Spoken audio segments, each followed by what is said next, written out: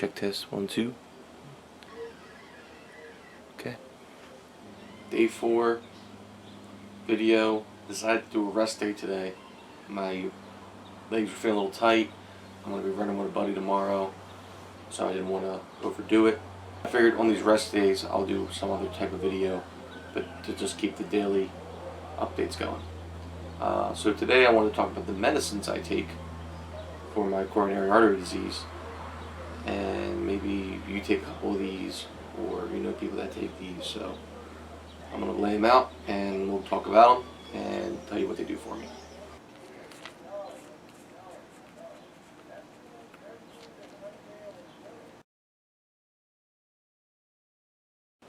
Alright, the first one we're going to talk about is rosuvastatin. It's a typical statin. This is Crestor, which is probably the stronger one to take. Basically, it lowers your bad cholesterol. It keeps that LDL cholesterol low. My cardiologist told me they want my LDL cholesterol to be below 70. So anything below 70 is good. I know the last time I got my LDL checked, it's been a while now. I probably should get that checked. I think I got a doctor's appointment next week. I'll probably get it checked next week. But it was like in the 40s. So this works. I've been taking half actually because I've been doing a plant-based diet. So no more meat, no more food from animals. So I've been plant-based or vegan. That helps tremendously with my LDL, and this medicine helps. So yeah, this is important. The next medicine we'll talk about is amlodipine. Basically relaxes and widens the blood vessels, and it lowers my blood pressure. So this keeps my blood pressure low. I remember going to the doctors before my heart attack. I would go to the doctor. They would say, let's take your blood pressure. It was always high, always high. Some people used to like be shocked how high my blood pressure was. They would say things like, "Oh, you must be scared. You get a needle or something today," or white coat syndrome, or maybe you ate something before you came and your blood pressure's high because of that. And it was always there. Looking back, it's like that was your first piece of evidence. Something could have been happening. But I always heard, you're too young, just go exercise, eat better. Which is true, I guess. It's true. Anyway, I'm taking this basically to keep my blood pressure low and just reduce that strain on my heart, and keep the blood flow good. Next one we have is aspirin. This is the same aspirin you can get at the store shelf. This basically just keeps my blood thin, reduces the risk of blood clots forming in my stents and throughout my body. And yeah, this is very important. Aspirin every day. I'll probably be on this the rest of my life. Next one we have is metoprolol. This one slows my heart rate and lowers my blood pressure as well. It also helps your heart beat more efficiently and reduces the workload to my heart. So anything that can help my heart get some help, it's important. So this one, along with this and the statin, not the statin, I'm sorry, this and the amlodipine, it's keeping my pressure down. The next one is clopidogrel. This is Plavix, and what this does is prevents platelets in my blood from sticking together and forming clots. So basically it prevents clots, and this is essential if you get heart stents, which I have. When I had my heart attack, they did a catheter into my wrist, went into my arm, down into my heart, in my arteries, and they put these tiny stents inside the artery to open it up. When I had my heart attack, this stent opened up an artery that was basically 100% blocked. It was blocked, they put the stent in, opened it up. Then a year later, they went back in for some cleanup. I had blockages throughout my arteries in my heart because I have coronary artery disease. Like basically the entire lower part of my arteries in my heart is just clogged. They have clogs in them.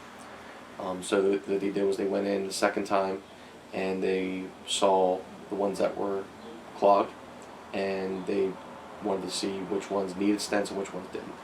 So when they went in that second time, they were able to see some that were about 75% blocked. They put stents in them. There was a few that were blocked, but not as bad. And they were able to do a test where they blew like air pressure before the blockage and after the blockage, and basically you gave them a number. And if the number was a certain one, they would put a stent or they wouldn't. So one they were able to put a stent in for. The other one they said we're not going to stent it. Just keep taking your medicine, exercising, and eating your heart healthy diet. They've done 3 catheter procedures on me because that second time they had to go in twice. So the 1 for the heart attack, then 2 second time, and then the 3rd time, which was right after that second time, they had to go in and finish the job.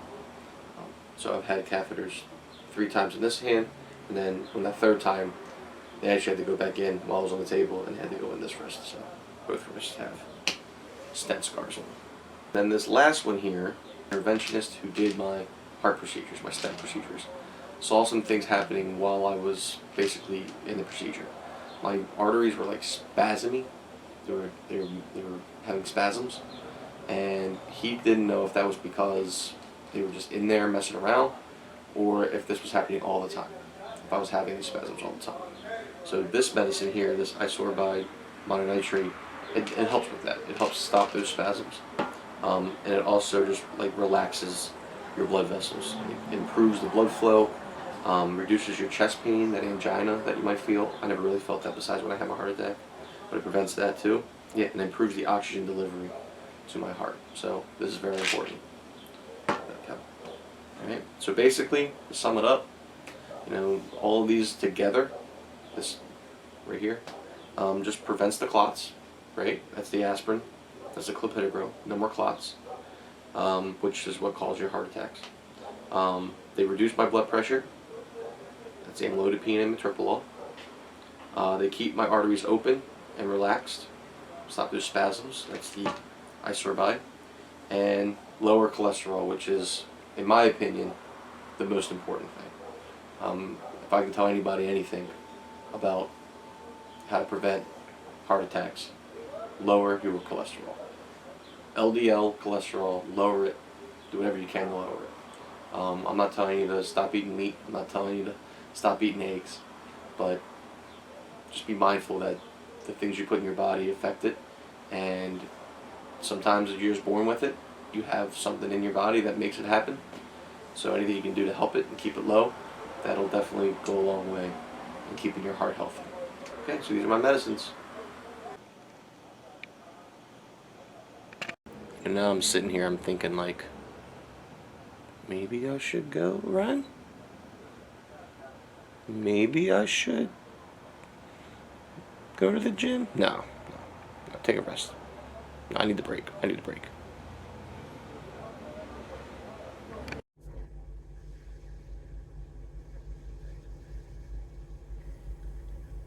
Alright, hear me out. I did figure out the math.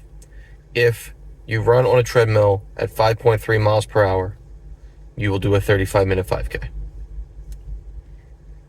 So, let's just try it. See how it goes.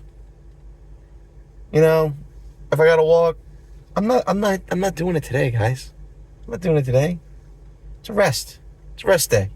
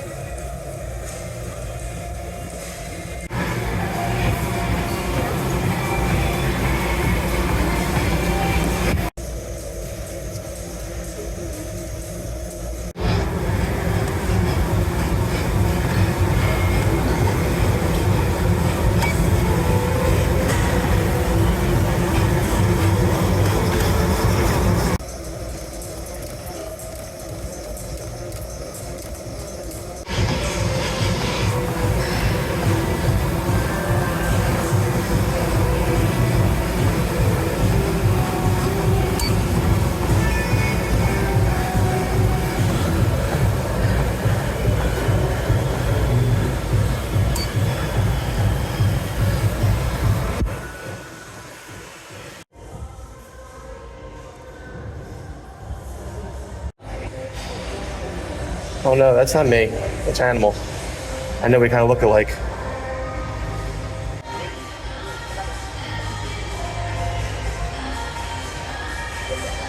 This is called cinematography. That's what this is called.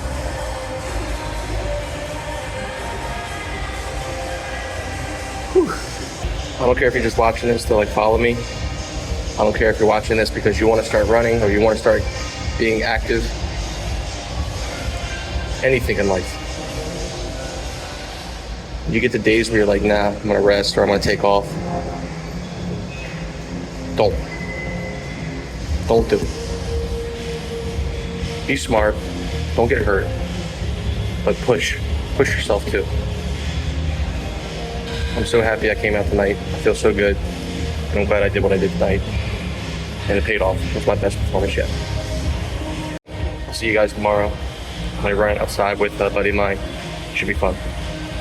All right, bye.